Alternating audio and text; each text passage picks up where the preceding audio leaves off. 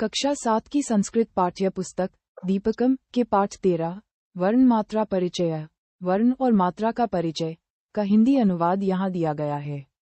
ये पाठ संस्कृत व्याकरण के अंतर्गत वर्णों, स्वर, व्यंजन और मात्राओं के ज्ञान पर आधारित है। पाठ वर्ण मात्रा परिचय हिंदी अनुवाद। परिचय। इस पाठ में संस्कृत भाषा की वर्णमाला, स्वरों के प्रकार, ह्रस्व, दीर्घ, प्लुत और व्यंजनों के साथ मात्राओं के प्रयोग के बारे में बताया गया है। 1. वर्ण परिचय वर्णों का परिचय।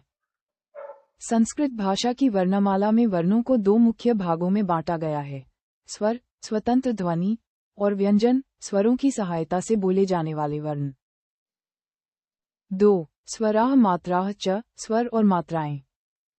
स्वर तीन प्रकार के होते हैं। ह्रस्व स्वर, एक मात्रा, अ, ई, उ, री, लरी, इनके उच्चारण में कम समय लगता है। दीर्घ स्वर, दो मात्रा, आ, ई, उ, री, ए, ओ, इनके उच्चारण में ह्रस्व से दोगुना समय लगता है। प्लुत स्वर, तीन मात्रा, इनके उच्चारण में दीर्घ से भी अधिक समय लगता है, जैसे ओ तीन मा। 3. मात्रा व्यवस्था मात्राओं की व्यवस्था। 1. व्यंजनों के साथ स्वरों को मिलाने पर वे मात्रा के रूप में प्रयुक्त होते हैं। जैसे क के साथ आ मिलने पर का बनता है। 2. उदाहरण।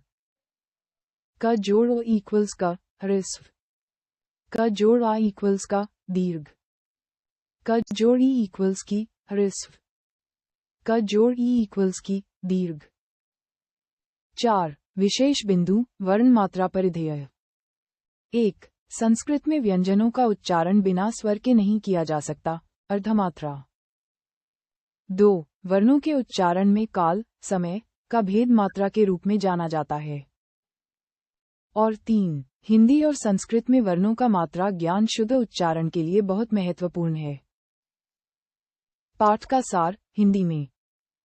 इस अध्याय में छात्रों को ये समझाया गया है कि 1. वर्ण भाषा की सबसे छोटी इकाई वर्ण कहलाती है।